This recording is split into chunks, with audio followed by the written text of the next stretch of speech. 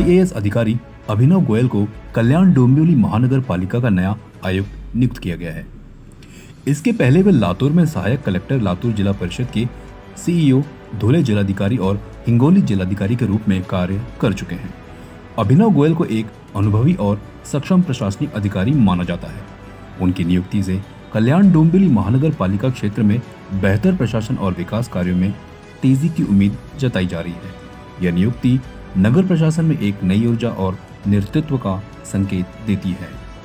मुख्यमंत्री महोदय आणि प्रशासनाने सूचना दिलेली आहे की प्रशासन आपला लोकाभिमुख व्हावं, सिटीजन केंद्रबिंदू असावा, सगळी सुविधा त्याला वेळेवर भेटली पाहिजे, हेच आमचा एक मुख्य उद्देश राहणार आहे। त्याचबरोबर आपल्या शहराचे विकासासाठी आणि फ्युचर प्लॅनिंगसाठी जे काही प्रोजेक्ट्स आज रोजी चालू आहेत त्यांना वेळेवर पूर्ण करणे आणि त्याचबरोबर पुढची चांगली प्लॅनिंग करून सिटी कसा एक नागरिकांसाठी लिव्हेबल होईल आणि वायब्रंट राहील याच्यासाठी माझा प्रयत्न आयुक्त म्हणून राहणार। शिस्तप्रिय अधिकारी म्हणून आपली ओळख आहे, तर कल्याण डोंबिवलीमधले अधिकारी आणि कर्मचाऱ्यांना शिस्त यापुढे आपण कशा पद्धतीने लावणार आहोत?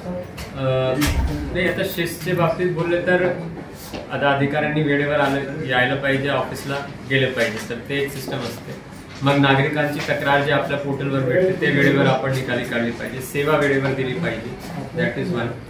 त्याच्यामध्ये आम्ही मी आज असा निर्णय केला आहे की मंथली मीटिंग्स माझी प्रत्येक डिपार्टमेंटची राहणार आहे फिक्स डेजला आणि त्या मंथली मीटिंग्समध्ये आम्ही प्रत्येक गोष्टी त्या डिपार्टमेंटची जे पेंडिंग इश्यूज आहेत त्याचा रिव्ह्यू घेत जाणार, जेणेकरून एक टाइम फ्रेम मध्ये आपण ते पूर्ण करू शकतो। बेशिस्त अधिकारी आणि कर्मचाऱ्यांवर कशा प्रकारे आपला वचक राहणार आहे, त्यांच्यावर फ्युचरमध्ये काय कारवाई होऊ शकते?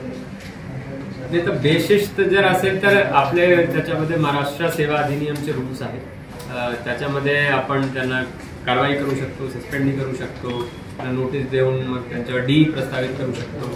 तर ते तर सगळी गोष्टी सगळे टूल्स असतातच, मात्र ते तर अपवादात्मक असावा असा माझा विचार आहे, कारण एक वर्किंग कल्चरमध्ये बदल असावा आणि नागरिकांना केंद्रबिंदू ठेवून पूर्ण KDMC ॲडमिनिस्ट्रेशन एकजूट होऊन नागरिकांसाठी काम करणार, शहराच्या विकासासाठी काम करणार आणि लोकांना आणि माननीय लोकप्रतिनिधींना सोबत घेऊन काम करणार अशी माझी भूमिका राहील आणि अशी अपेक्षा आहे।